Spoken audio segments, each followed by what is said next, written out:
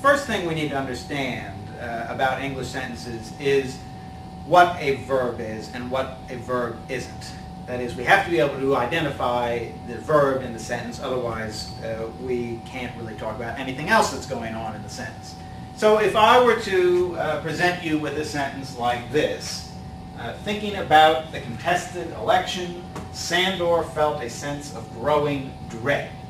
And if I were to ask you to identify what the verb or verbs are here, I can almost guarantee, if I were to ask a group of people what they think the verbs are, that some people would identify that, some people would identify that, growing, some people would look at contested, say that sounds like a verb, somebody would say felt,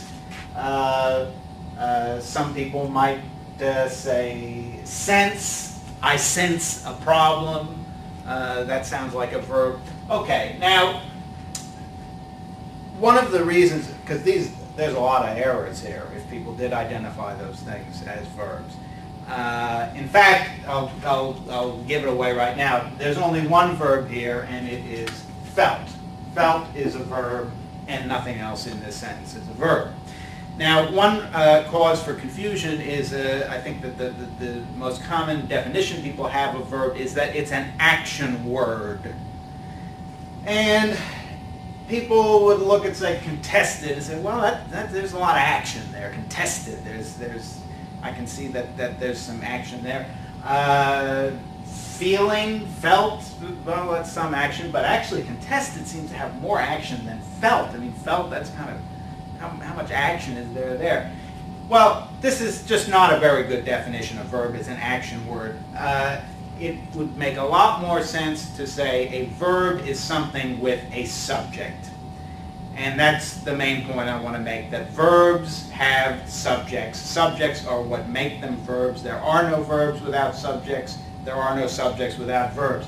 And a subject and a verb can always stand together as a mini sentence. They could be a sentence. So Sandor is the subject of felt.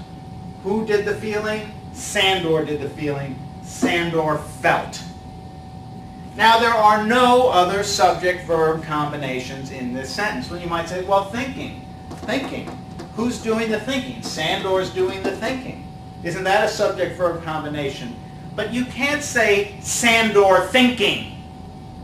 That's not English. Sandor thinking. What is Sandor doing? Sandor thinking. That's not English. Now Sandor is thinking. If that were a sentence, then indeed the verb is 2 words long there, and it is thinking. And that would be an example of a verb there. Sandor is thinking. But none of these other things have subjects. Thinking, Sandor thinking. Contested, who contested the election? The sentence doesn't even say. We don't hear who the subject of contested is. This is not a verb. Growing.